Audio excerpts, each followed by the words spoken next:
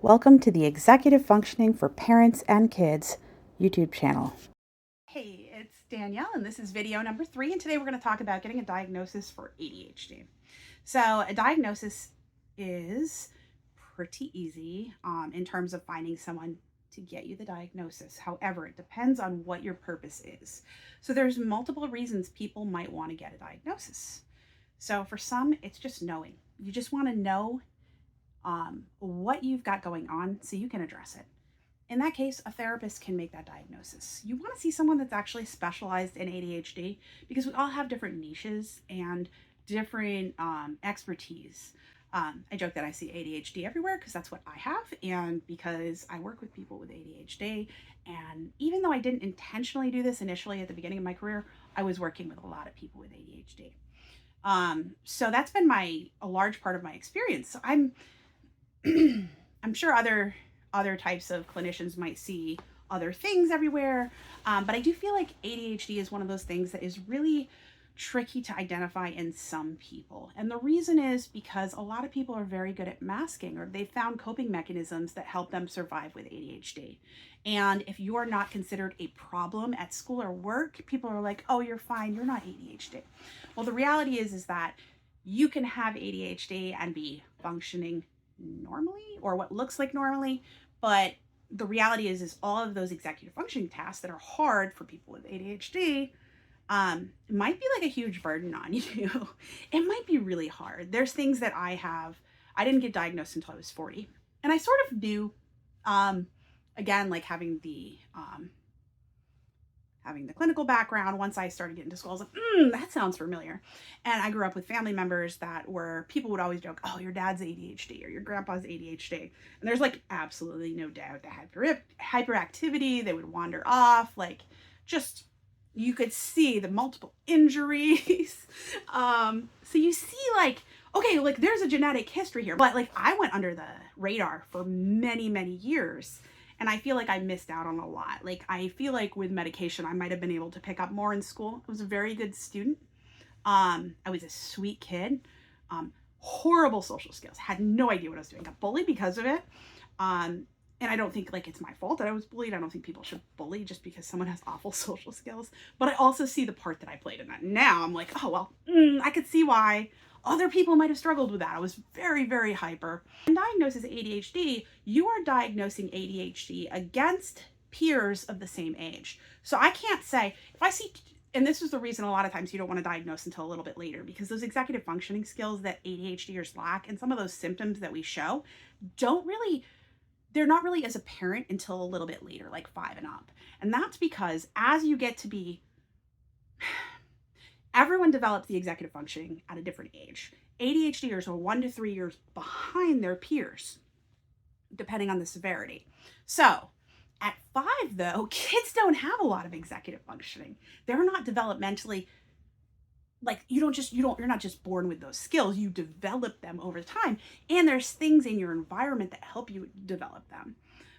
So it's hard to pick out what is just normal. This is a normal kid because he hasn't gotten those executive functioning skills because he's still working on them.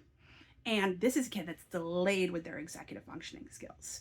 And so we start to see that more around like 4 or 5. However, I do think there's some early signs personally for watching my kids with ADHD and comparing them to like my friends' kids. I was like, what is going on? Like, and now I'm like, oh, of course it's the ADHD, because now I talk to parents that their kids were the same way when they were little. And I'm like, they didn't write about that in the book, what it looks like from 0 to 1 or 0 to 5. It's like, oh, you diagnose it after 5. It's super interesting just to think about that piece. But anyways, I'm going to go back because I can get really lost on a tangent. However, diagnosis. So a therapist can diagnose, and that is important. However, if you want accommodations, which are extremely helpful through the school system or through your job, you need to very likely go through a full psychological evaluation. And I don't know a whole lot about them besides the fact that I've read a ton of them, but they are very expensive if your insurance doesn't cover them. And the companies that take insurance to do them usually have long waiting lists, or their waiting list is so long that they won't add you to it.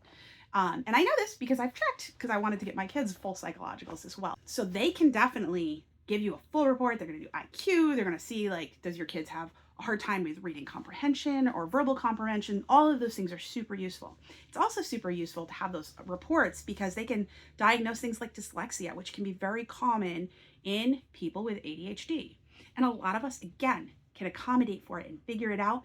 And we will struggle and struggle and struggle and try our hardest to look neurotypical and try our hardest to keep our heads above water. But underneath that all, we could have really used early intervention or medication or therapy or all of the above. The accommodations for school, it's really helpful. Those full psychologicals are really important in order to get schools to meet accommodations or to set up an IEP. However, you need to check with your school about what they want, because our school system, I called about a client of mine and we were trying to work something out, and they were like, well, we might or might not take the psychologist's thing. And I was like, well, like, just give me your criteria. Like is children's okay, children's hospital? Like, surely you have some criteria. And it kind of sounded like they were, but they can do their own sets of testing too. But I do think the outside testing is really helpful. But anyways, the other thing is, if you just want medication, you can go through a psychiatrist. And you want a psychiatrist that is educated about ADHD. There's a lot of things about ADHD. We have traditionally thrown a lot of stimulants at it, which actually is the top medication for us, to be honest. Like, it just works well. It's got a short half-life, so it's not in our system forever. If we have side effects and we're like, oh, we can't take this anymore, we can just stop and it's gone.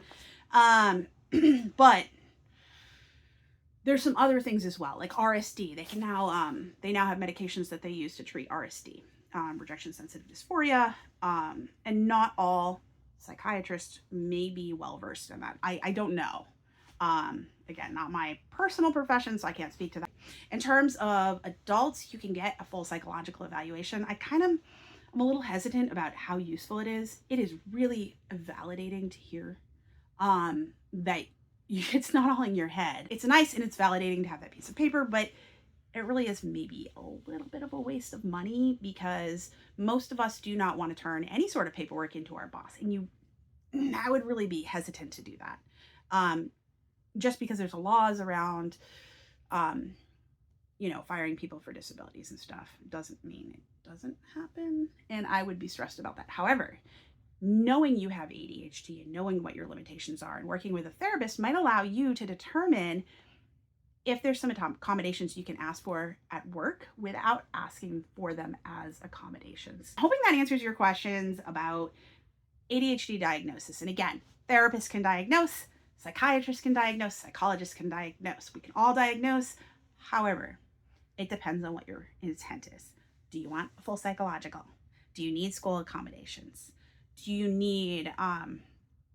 just need therapy skills? If you want to take medication, just start at the psychiatrist. I feel like that's a pretty good place to start. It's probably might be the cheapest way to start, although therapy is pretty cheap too, but it takes a while to learn all those skills, and medication can set you up to learn those skills better. So it's just something to keep in mind. I hope that was helpful. Thanks so much for watching, and have a great day. Take care. Learn more about executive functioning on happyhoneysuckle.org/blog.